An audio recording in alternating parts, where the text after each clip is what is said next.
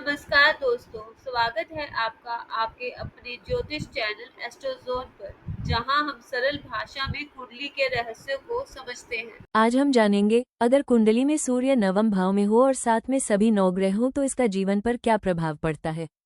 नवम भाव को धर्म, भाग्य, गुरु, विदेश यात्रा और उच्च शिक्षा का भाव माना जाता है।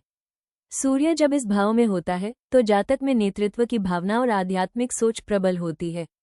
ये स्थिति जातक को ज्ञानी, धार्मिक और समाज में प्रतिष्ठित बनाती है।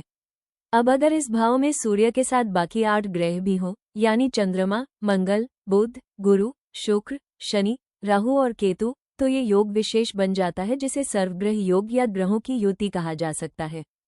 चंद्रमा के साथ सूर्य नवम भाव में हो तो जातक में भावनात्मक बुद्धिमत्ता और आत्मविश्लेषण की क्षमता होती है। वह अपने विचारों और भावनाओं में संतुलन बनाकर चलता है।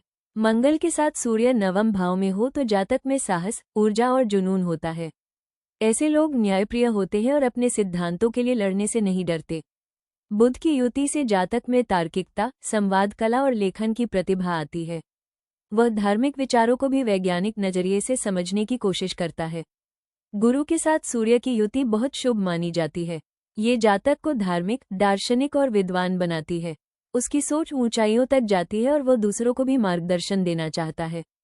शुक्र अगर साथ हो तो जातक का जीवन सुंदरता, कला और विलासिता से जुड़ जाता है।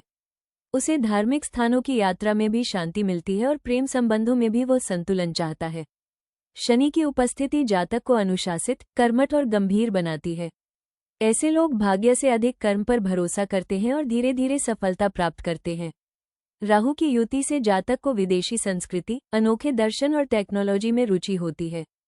उसे आध्यात्म में भी रहस्यमय अनुभव होते हैं। केतु की उपस्थिति जातक को मोक्ष मार्ग की ओर ले जाती है। वह आध्यात्मिक खोज, तपस्या और ध्यान की ओर आकर्षित होता है। अगर सभी ग्रह नवम भाव में हो तो ये जीवन में अत्यधिक भाग्य, ज्ञान, संघर्ष और सफलता का संगम लेकर आता है। जातक का जीवन उतार चढ़ाव से भरा हो सकता है, लेकिन अंत में वो दूसरों के लिए प्रेरणा बनता है। उम्मीद है आपको ये जानकारी पसंद आई होगी। ऐसी ही और रोचक और सरल ज्योतिषीय बातें जानने के लिए जुड़े रहिए एस्ट्रोज़ोन के साथ। वीडियो को लाइक और शेयर जरूर करें और कमेंट में बताएं आपका सूर्य किस भाव में है।